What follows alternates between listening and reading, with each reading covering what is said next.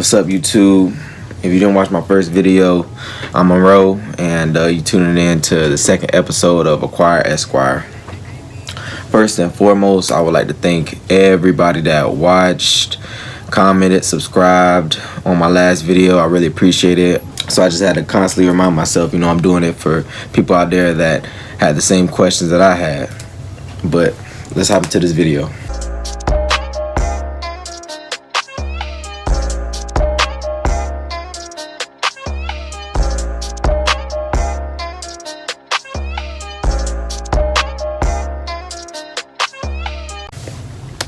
Alright, so I know I didn't mention on the last video about LSAT, and this is going to be the very beginning of any law school application.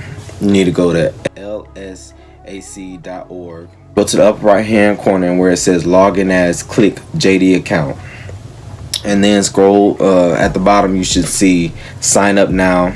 Click sign up now, and the process takes like 5 minutes, probably maybe even 5 seconds, depending on how fast you type. And this is going to be what really starts you on your journey. You have to go to this account for everything, to sign up for the LSAT, to send in your transcripts, to apply to school. So this, almost every ABA approved school, and almost really every law school in the nation uses this LSAT, which stands for Law School Admissions Council. And you're going to get very familiar with this acronym. By the time you get into law school, you actually might hate it.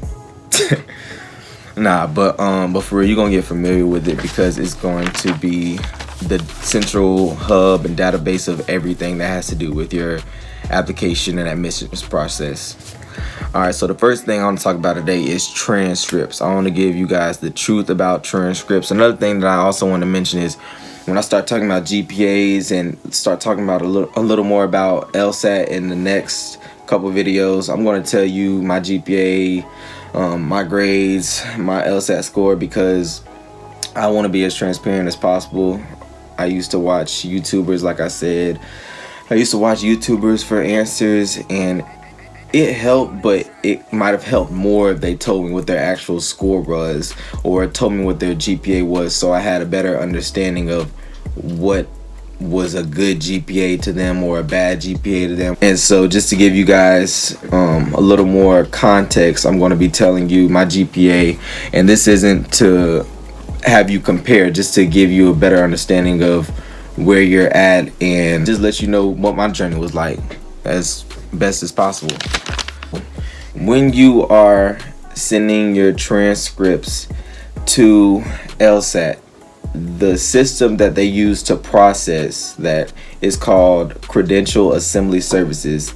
They receive your transcripts, and they turn all your transcripts that are required, which are undergrad, community, if you took the classes overseas, even AP credits. Well, those more than likely they're going to already be on your college transcripts, and they basically turn all that stuff into a comprehensive academic bio for you that they send to law schools in what's called an academic report. If your school doesn't send electronic transcripts through a National Student Clearinghouse, Credential Solutions, ScriptSafe, or Parchment, then you will have to download and print the transcript request form and fill that out and give it to the registrar office or whatever capacity at your school sends out transcripts, because if it isn't, then LSAT won't take it. So make sure when you give them the request form, tell them that this is also has to be included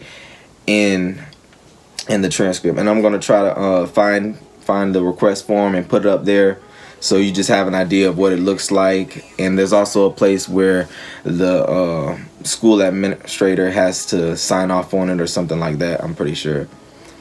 Luckily, my school had Credential Solutions. I brought mine anyway, just to be safe. You never know. I just want to be safe, and so I brought mine anyway. But they told me that I didn't need it, so I'd rather be safe than sorry, which I would encourage anybody else to do. every school that you apply to is going to need a copy of your transcripts. So make sure that you get all your transcripts and all that paperwork in, I would say, a month before you know you're going to be ready to hit submit on applications, because it takes about 2 weeks to process your applications. One thing you're going to come to find out about the law school admissions process, and pretty much law school in general, everything comes at a cost. And credential assembly services is no different. It's not cheap. But there is a way to get around it. If you apply for the fee waiver, which I believe the main requirements are taxes, and I know there's other like financial documents, supporting documents that if you send it to them, you can get approved if you meet the necessary requirements, which I don't even know if they have any requirements. I think it's pretty subjective. I'm not really sure. I haven't read anywhere where there are requirements or what makes somebody eligible or not.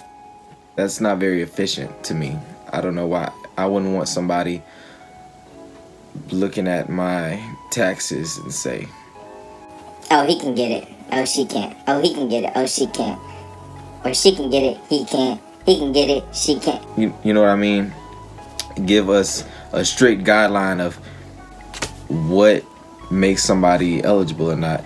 And if somebody watching this video does know what makes somebody eligible to get the fee waiver specifically, then let me know and I can share that. But I've been searching and I have not found that answer. So once I do get it, or if I get it, I'll definitely relay it back to you guys watching.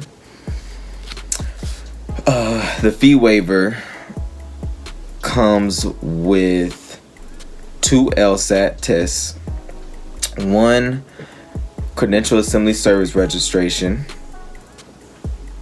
6 credential assembly law school academic reports that I was talking about earlier with your transcripts.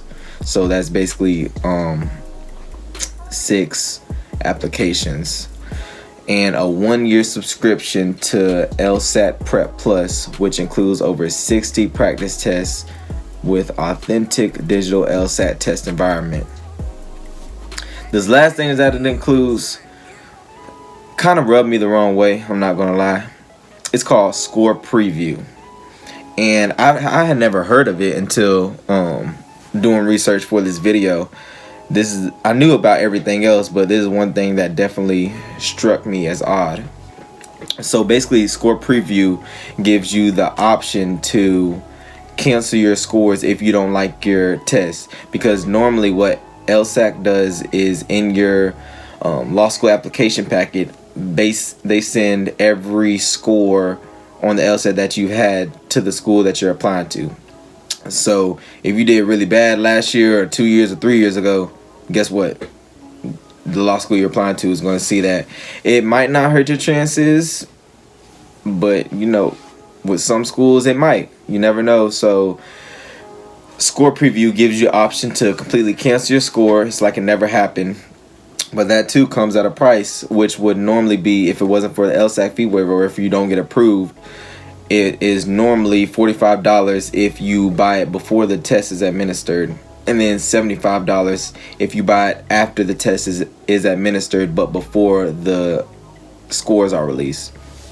And as soon as I read it, I had to read it again because something just didn't sit right with me, that $75 is what makes somebody worthy of canceling their score or not.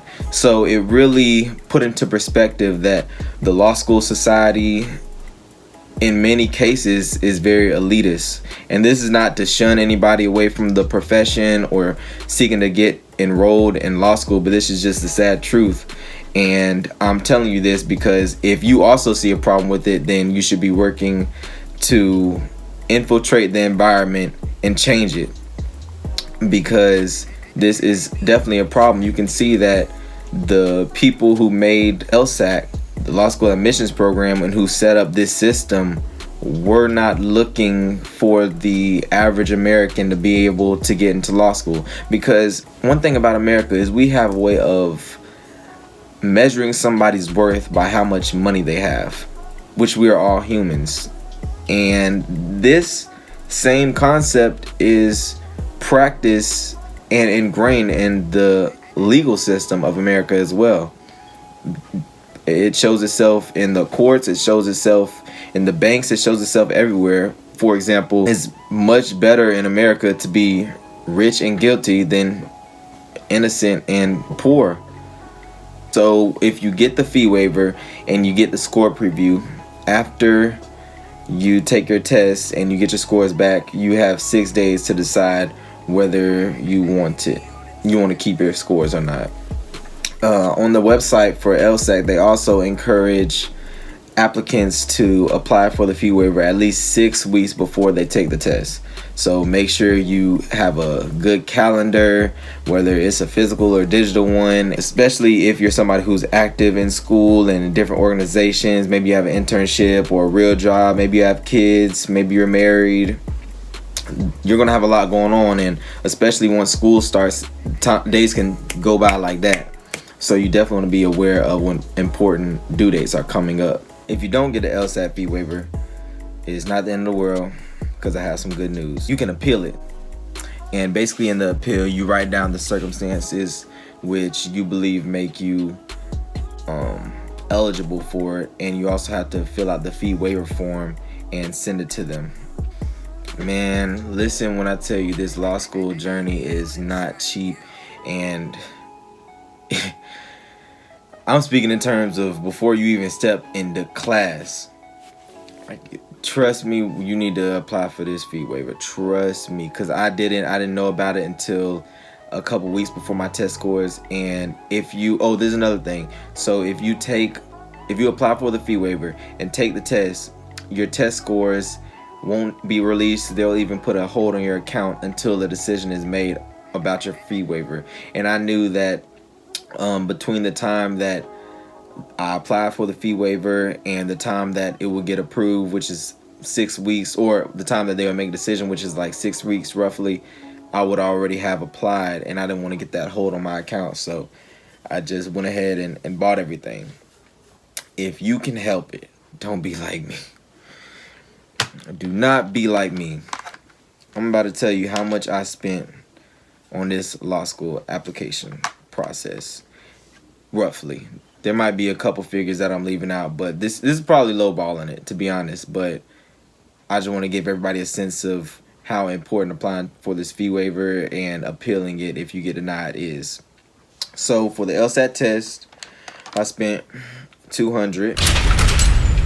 For the credential assembly services, I spent $195. $45 each for the law school academic report that I was telling you about. That's the price for the credential assembly services to send your law school report with your transcripts to the law school that you're applying to. So that's $45 each. What am I at? $395. And I applied to 4 schools, so that is $180.